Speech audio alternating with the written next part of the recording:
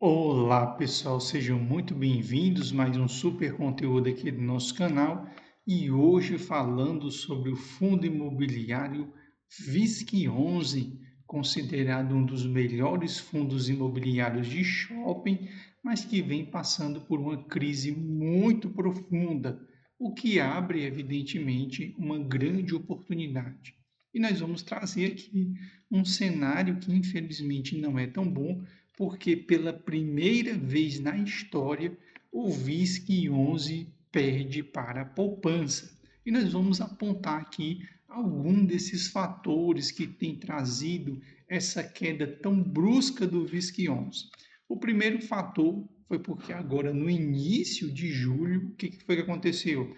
A maioria das carteiras que são recomendadas pela XP, pelo Banco do Brasil, pelo BTG, todos eles removeram o VISC 11 das suas recomendações. Ou seja, foi orientado para que os investidores não aumentassem posição no VISC 11. Logo, se não existe essa tendência de compra, a oferta no mercado aumenta, evidentemente as cotas elas começam a despencar. Por exemplo, a gestora ativa, por exemplo, nós não temos VISC 11 na carteira, nós temos RBR11, KNCR11 e TRXF11, inclusive acabou de aumentar o seu dividendo, vai pagar aí para o seu cotista R$ 1,05, né? Por exemplo, o BTG, ele não traz recomendação do VISC 11. Nós podemos ver BTCI, podemos ver KNCR11, mas nós não conseguimos ver aqui na carteira do BTG a presença do VISC. O único fundo de shopping que eles acabam trazendo é o XPML, ou seja, nada de VISC 11, que era um fundo muito presente na carteira. A Equi Research também da mesma forma não tem o VISC 11. Os dois fundos de shopping que ele acaba trazendo é o HGBS 11 e o XPML 11, mas nós não temos a presença do VISC 11. Capital Markets também da mesma forma, nós não temos a presença do VISC 11. O único fundo de shopping que aparece é o HGBS 11, ou seja, demonstra que o HGBS 11 provavelmente entrou no lugar do VISC 11. Se nós olharmos a carteira da Genial Investimentos, também não traz o VISC 11. O único fundo que nós vamos encontrar de shopping é o MOL 11, que é da própria Genial Investimento. Guide Investimentos também não traz o VISC 11, o único fundo de shopping que eles sugerem para os seus cotistas é o XPML 11, descendo aqui no PagBank também, a única indicação de fundo imobiliário é o XPML, ou seja, nós não temos mais uma vez a presença do VISC.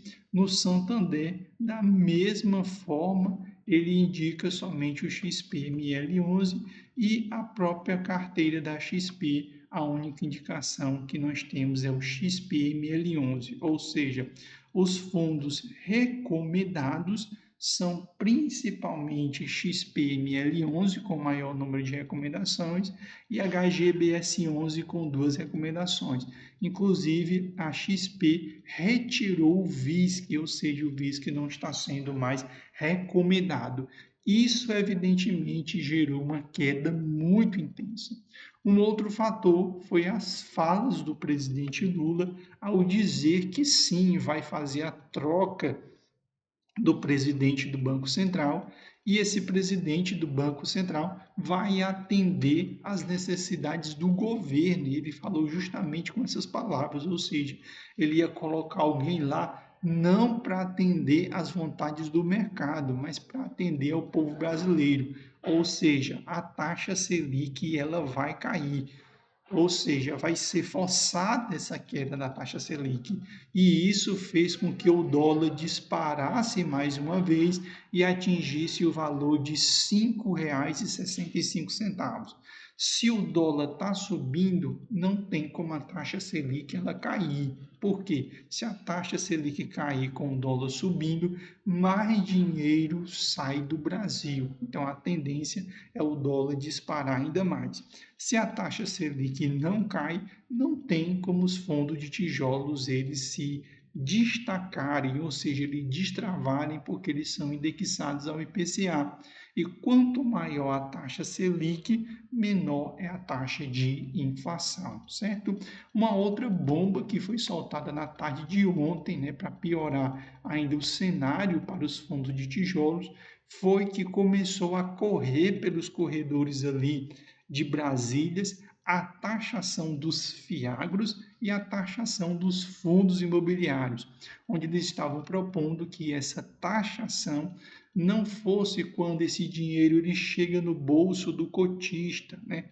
Ou seja, o bolso aí de você que acumula cotas de fundos imobiliários, mas de 10 a 20% fosse taxado na hora que esse dinheiro ele entra no caixa do fundo imobiliário, ou seja, quando você recebesse esse dinheiro, ele já haveria descontado por causa de duas taxas, que é o CBS e o IBS, né, as principais taxas aí que o governo está colocando, seria uma taxação entre 10 a 20%.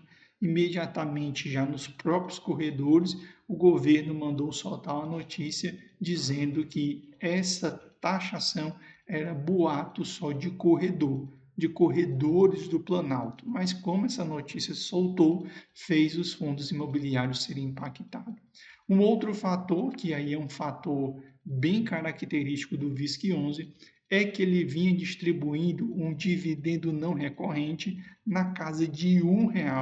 Quando foi agora no mês de junho, esse dividendo recorrente mais alto não aconteceu, o que fez o dividendo sair da casa de R$ 1 para a casa de 85 centavos, ou seja, uma queda de 15% nesse dividendo, o que deixou o cenário do VISC ainda mais complicado, junto com todos esses fatores. E para finalizar, quando nós olhamos aqui no fundo Explorer, a gente vê que só no dia de ontem o VISC ele caiu 5,73%, ou seja, foi uma das maiores quedas na história do VISC. Essa queda foi tão intensa que pela primeira vez na história o VISC perdeu para a poupança, ou seja, quem investiu na poupança nos últimos 12 meses acabou se beneficiando muito mais do que ter investido no VISC, né? Porque infelizmente quem investiu no VISC, por exemplo, uma simulação que ele dá aqui, ó, se você tivesse investido, por exemplo, R$ 50.000 no VISC nos últimos 12 meses, você teria um rendimento de R$ 5.250,70. No entanto, você teria tido uma baita desvalorização patrimonial, ou seja, essa desvalorização do patrimônio comeu o seu rendimento de isenção do imposto de renda, fazendo com que, pela primeira vez, o VISC 11 acabasse perdendo para a poupança, ou seja, existe mais benefício nos últimos 12 meses ter investido na poupança do que ter investido no VISC 11, o que é muito ruim porque a poupança ela é o pior investimento, certo? Mas saindo agora dessa visão, mostrando os principais fatores que levaram à queda do VISC, nós temos o seguinte cenário. O VISC ele é um fundo imobiliário muito bom, existe aí há mais de 10 anos na Bolsa, ele é muito sólido e ele conseguiu sobreviver à pandemia, ou seja, o que eleva o patamar dele. Diante disso, nós temos o seguinte cenário.